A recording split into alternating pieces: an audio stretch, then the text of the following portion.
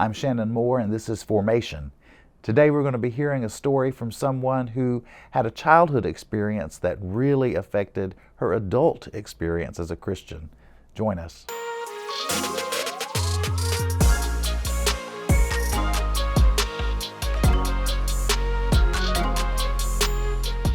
Welcome to Formation. It's a weekly series from University Christian Church in Fort Worth, Texas. My name is Shannon Moore, and each week I'll be sitting down with somebody to talk about faith, why it's important, what it means, and how people stay on the spiritual journey.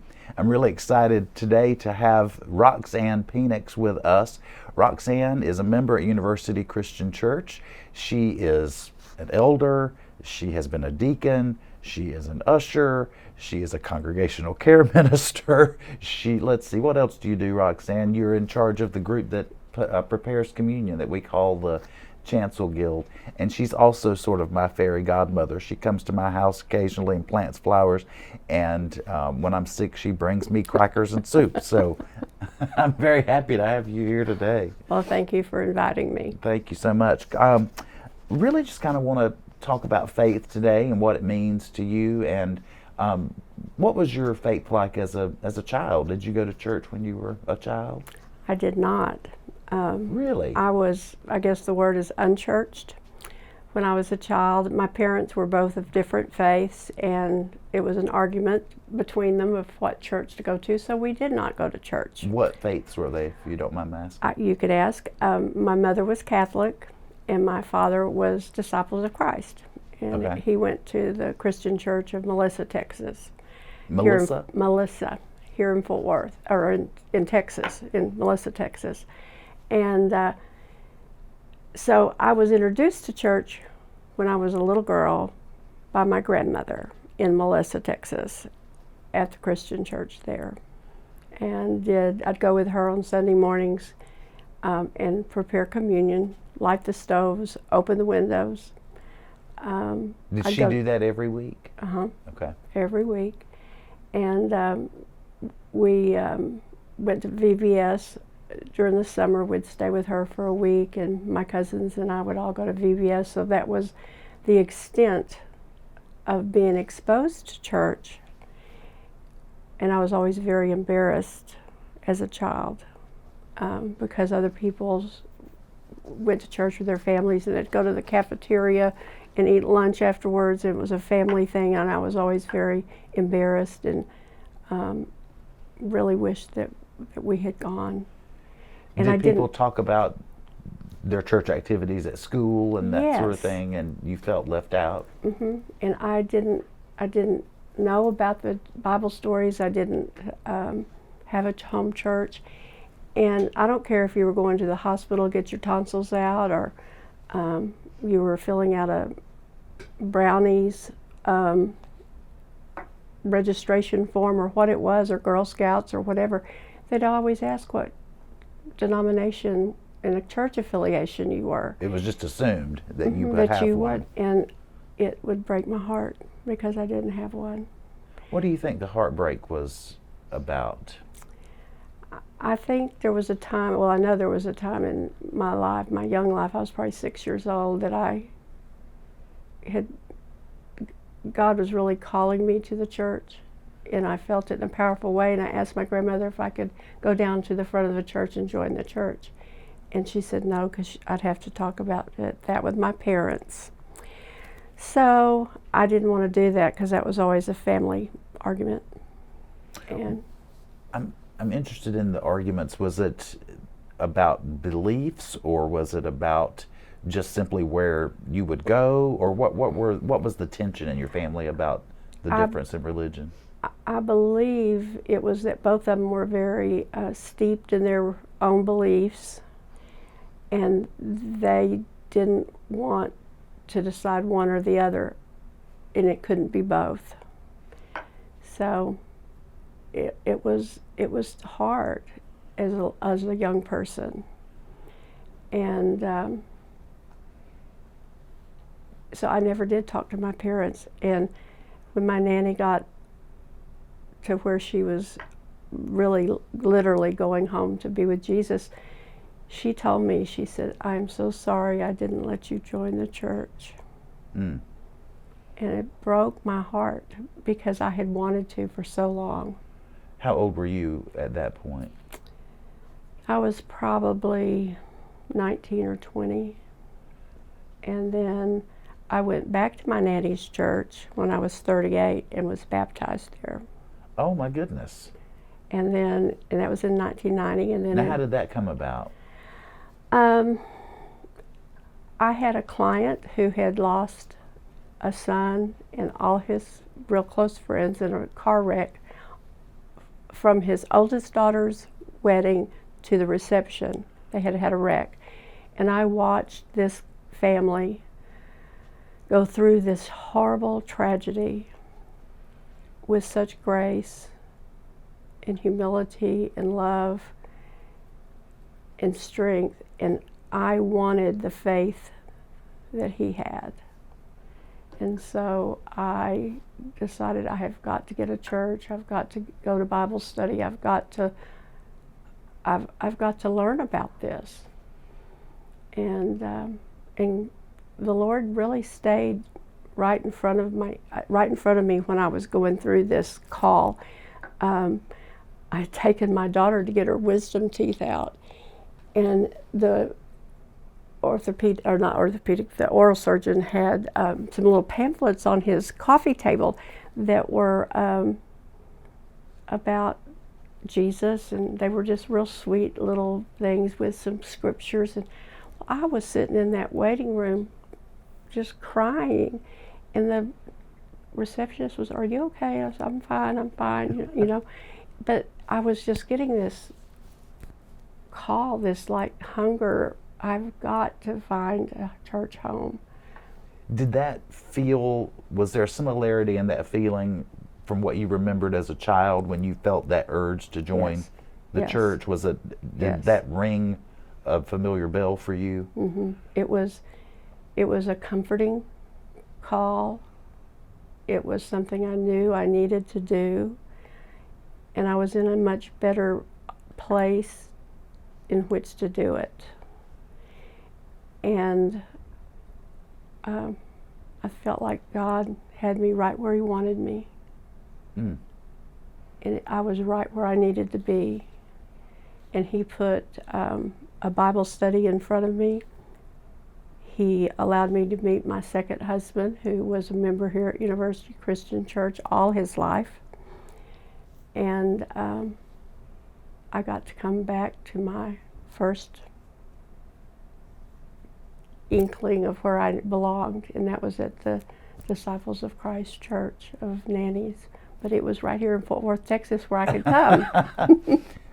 We're going to take a break here in just a moment, but I want to go back to that decision that your nanny made for you about joining the church. I know you said that she regretted that, but do you think if she had allowed you to do that, would that have been, what would that have been like at home? I don't think it was God's timing. Hmm. I really think He knew that it might be a real, probably not a good situation. I was too young to get myself to church. I didn't know any friends. I had some with the Baptist church and the Methodist church and things of that nature, but I wouldn't have a way to get to the church that I wanted to go to, and at that point I didn't even know where a disciples church was, where a Christian church was in Fort Worth. I didn't even know don't know that I knew the difference between what the disciples believed and the Baptists and the Catholics. I didn't really understand that difficult place that my family was in. So you think it was just a matter of God's timing? I think it was God's timing, and I think that my grandmother was very wise in that she honored both my parents' wishes, and we didn't get in a family feud. Religion will do that sometimes. I know. And, so I really think she was very wise, but I think as she watched me not develop a church relationship and a deep relationship with the Lord. I think she regretted that she hadn't facilitated it a little bit more. However, she was the catalyst for what happened with me. It was my grandmother, not my parents. Sounds like it. Well, we're going to take a short break, and we'll be right back with Roxanne. The members of University Christian Church have a message for you. You are valuable, worthy of love, and already part of what God is doing in the world. We invite you to join us Sunday mornings for worship. Traditional worship in our sanctuary at 9 and 11, simple worship in the chapel at 9:30, or visit our 10:10 service in Walker Hall. We are a church of open-minded people who value curiosity and recognize we don't have all the answers. We strive to be open and honest about where we are on our faith journey, and we practice compassion and generosity. All are welcome at University Christian Church, where you can experience Christ's courageous love for yourself and learn to carry that love with you wherever you go. Discover more about our programs and upcoming events at universitychristian.org and stay connected by following us on social media. We're back at Formation with guest Roxanne Penix. Roxanne, tell me a little bit about, you told me in the past about some of the things that your grandmother did, but there was a particular task that she did at the church that you helped her with that I find pretty fascinating. Well, we would get up really early, pardon me, before the sun came up and go to church. We didn't even get ready for church. We ran up there in what clothes we threw on, and it was dark, and in the summer it was just sweltering hot. We'd throw the windows all open, and then we'd go to the kitchen, or if it was winter, we'd light the fires.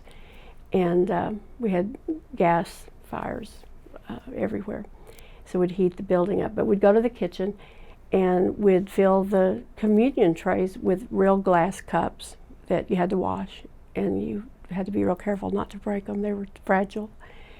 But we would take saltine crackers and crunch them up, and that was our bread for the table. And we would take Welch's grape juice and make it, but we'd dilute it half and half. You know, it'd be half grape juice with water cut, because the church was small and a little rural community church and didn't have a lot of funds for that. So we had to make the saltines go a long way and that juice. And I hope it was Welch's. It was Welch's. Okay. It was Welch's. I heard it doesn't work if it's not Welch's. Yeah, it's good because it was Welch's, and it was frozen.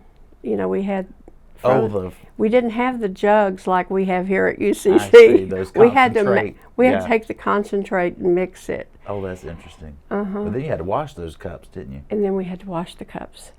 So we took them out very gingerly, and then, you know, you really had to get them in soap and hot water and make sure they were clean and no residue, and then they had to be dry, and they're tiny. Of course, my hands were little. I was kind of clumsy, but my hands were small, so it was easier probably for me to do than it was my nanny. But she did that every week, whether she you did were it there every or not. week. Wow, that's a great story. Well, especially given the fact that later, as you said, you were baptized at that same church. I love that fact. Then you found your way to University Christian Church. And how did you become involved in preparing communion here? This is a wonderful story, very close to my heart. I became a deacon, and at our very first deacons meeting, Judy Clinkscales, she was in charge of the She deacons. was our chair of the deacons. She asked each and every one of us, you know, what do you remember about church as a child, or serving? How, you know, what do you, when you think of serving the church, what do you think about? Or what is close to your heart? Mm-hmm. What is a good church memory from your youth? And we wrote these kind of things down on a list of things that we thought we might be interested in. Well, my only one was communion preparation. And I wrote that little story. I used to do this with my grandmother, and I'd like to do it for UCC. Well, I'll tell you what, she didn't let the grass grow under her feet until I was in chancel guild. How long before you became the head of it? I think it was probably a year and a half. Oh, and how long has that been? It's been about 20 years now, I think. Wow. Right at. Well, and I remember several years ago, you were running short on folks, and you and I decided to go on a prayer campaign about it, and boy, were those prayers answered. God answered them mightily. We went from like 7 to 27 in a matter of a day after we'd been praying about it for about a week or two. And God brought the most dedicated group of people to Chancel Guild. They are here every week. We have each of us has a certain week, first through the fourth. And all of them come very dedicatedly. They remember that it's their week. I usually send out a little text, if there's some reason you can't be there, let me know so I can fill in. And I don't want you coming sick. And a lot of times people get sick at the last minute. But they're so dedicated. And all of them love doing it. There's a real warm feeling that you get from preparing all of that everybody's going to share. And all of them feel that connection with preparing it and then cleaning it all up afterwards, because it's such an important part of this church, because we are people of the table. And I love that connection that you have personally with communion, going back to your childhood, even though you didn't really grow up in church. So that's a beautiful connection. And at the time that I was doing it, I didn't realize what it really meant. I didn't understand. I knew it was important. I knew we did it every week. But I didn't, and it was a lot of work, but I didn't understand it until I was much older. And the fact that,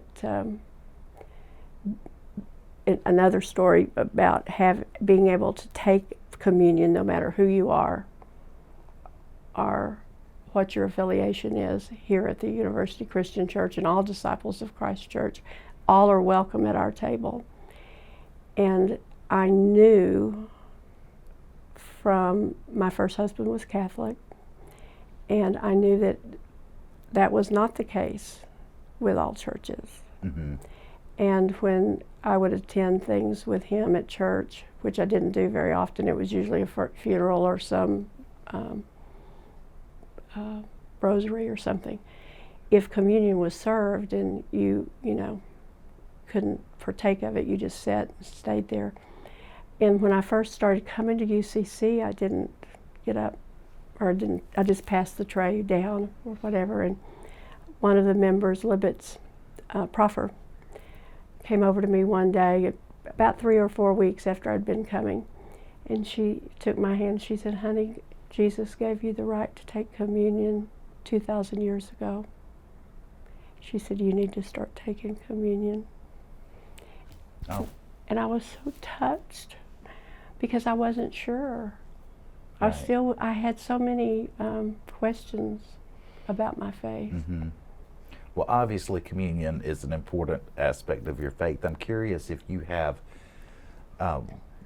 some other kind of spiritual disciplines or practices that you do to sort of keep yourself on the path. Well, I love Bible study, and I do attend here with Zena McAdams here at church on Wednesdays. I love that class. I love that we have deep questions that we ask about our faith and what we're studying. I also have found prayer very, very important to me. A daily practice. Daily prayer. And dedicated time. There's no specific time that you can go to the Lord and He won't listen. You can talk to him anytime, and I do a lot of different times during the day. But I have a specific time where I pray for my prayer list, people that I've got on my heart and my mind, and I've got a list of people that I pray for every day. And that changes and gets added to, and then as people don't need to be on that prayer list for something very specific, whether they've got maybe a parent in hospice, or they've going through a divorce or an illness, or have been given a terrible diagnosis or something, and they're on your list. So I pray a specific time in the morning for all of those people. But you can always find somebody to pray for. Well, I know that there's one person at least who told me that they thought you had a direct line because they had been going through something and you had been praying for them, and their prayers were answered, and they said that Roxanne Penix has a direct line. Well, Roxanne, we didn't even touch the surface of the other things that you do, congregational care ministry and all that, but we're about out of time, so we'll have to have you back sometime. But thank you so much for coming and sharing a little bit of your faith story with us. It's a really beautiful story, and thank you for sharing it with us. Thank you for having me. Thank you. And we'll be back next week with another story from another person. If you have topics that you would like for us to talk about on Formation, shoot us an email. It's formation@uccftw.com, or perhaps you would like to be a guest on Formation. Love to hear from you. Take care and have a great week.